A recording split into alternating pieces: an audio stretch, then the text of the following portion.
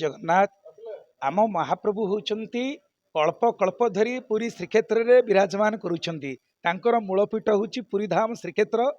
से मूल धाम रे जो नीतिक्रांति सब चली शास्त्र अनुमोदित वामदेव संहिता, लीलाद्री महोदय, स्कंद पुराण, पद्म पुराण रे महाप्रभुंकर जानी यात्रा संपर्क में विस्तृत भाव में वर्णना करा जायछि।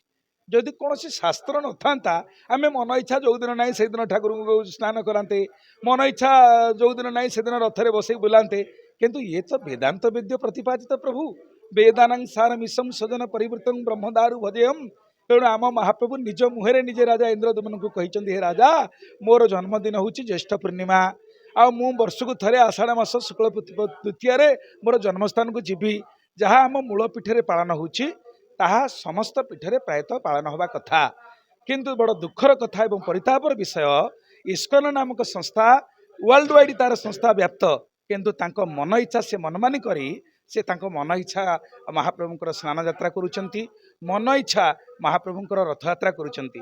आम महाप्रभु जगन्नाथंकर आद्य सेवक कोटी ओडियांकर जे मौड़मणि जहाँ को मणिमा बोली डाकती समस्ते, सीए बारंबार तांको अनुरोध करने सत्वे महामान्य गजपति महाराज को इस्कन मध्य प्रत्याख्यान करिछि। ये गजपति असमान नुहे, ये समग्र ओडिया जाति के असमान, ये समग्र सनातन संस्कृति का अपमान, ये आम महाप्रभु को अपमान। दिने एमिति गजपति को अपमान होता बोली कला घोड़ा धला घोड़ा चढ़ी महाप्रभु जगन्नाथ कांची अभियान करने को जाइतिले। आज ये जो असमान केबे ओडिया माने आकु सहिबे नहीं। आमे दाबी करुचु आमर महामहिम राष्ट्रपति महोदय निकट में, मान्यवर प्रधानमंत्री के निकट में, से आमर विभिन्न देश में भारतर आंबासडर मान अच्छा, राष्ट्रदूत मान अच्छा, माध्यम खबर दिंतु जे कौन सी जगार जगन्नाथ को खेलना कंडे कर मन इच्छा रथयात्रा अदिनिया रथयात्रा करा न जाऊ बा अदिन महाप्रभु को स्नान करा न जाऊ। जहाँ मूलपीठे होची से मूलपीठ को सम्मान जनाई शास्त्रानुमोदित भाव में यात्रा करा जाऊ। ये होची आमर दाबी। जय जगन्नाथ। जय जगन्नाथ स्वामी की जय जगन्नाथ स्वामी की जय जगन्नाथ स्वामी की जय।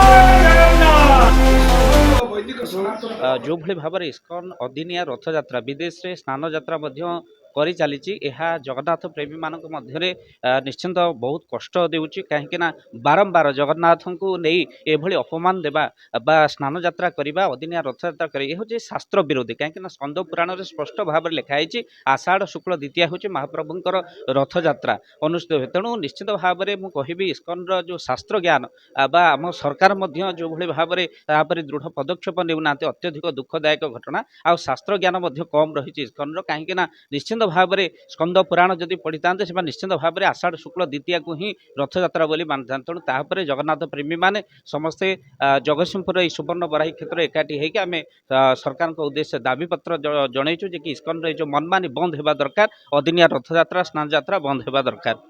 थाना रे मध्य आमे माने अभियोग करिचु जे कि इस्कन विरोध में मध्य आमे आईनगत कार्यानुष्ठान दाबी मध्य करिचु। तेणु निश्चित भाव में महाप्रभुंकर जो रथ यात्रा ठीक समय हेबा निहाती भाव में दरकार, कहीं जगन्नाथ आम जातिर देवता खेलना नुहंती।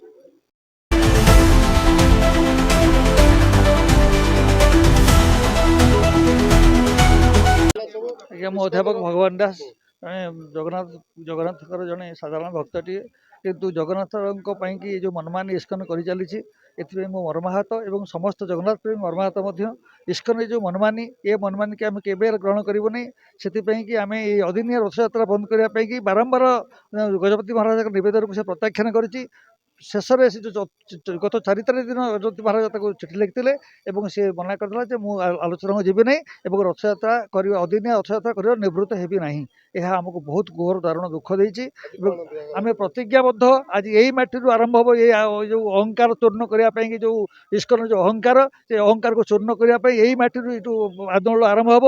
आम आज समस्ते एकजुट हो जगन्नाथ प्रेमी आम राष्ट्रपति को उद्देश्य आम एक दाबी पत्र देवु जिलापाल को देचु एवं आज एबे जगतसिंहपुर थाना आम एतला देचु इस्कन विरुद्ध में आगामी दिन में प्रत्येक अंचल प्रत्येक जगन्नाथ प्रेमी समस्त एकजुट होगी सबू थाना इस्कन विरुद्ध एतला दिंतु और यह ही हम प्रति चरम पदक्षेप ना केवे इस्कन एत निवृत्त हम नहीं। इस्कन को आम सब मत बयकट करूँ। इस्कन जो जो जगह मंदिर अच्छी सब जगह आम बंद करने को चेष्टा करूँ और पिकेटिंग करूँ। यह आम दृढ़ निष्पत्ति।